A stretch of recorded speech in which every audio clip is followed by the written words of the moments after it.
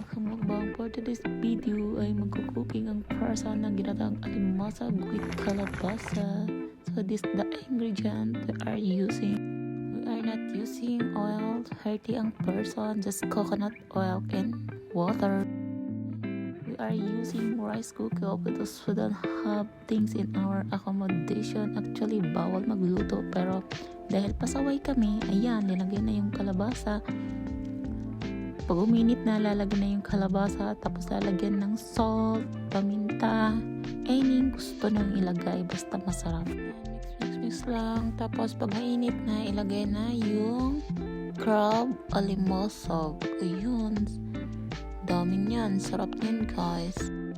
Tapos naluto na, ayan, hinati na namin. Sorry, hindi ko na nag-videohan kasi medyo mahaba na. So ayan, see guys, look at that, so yummy, my god.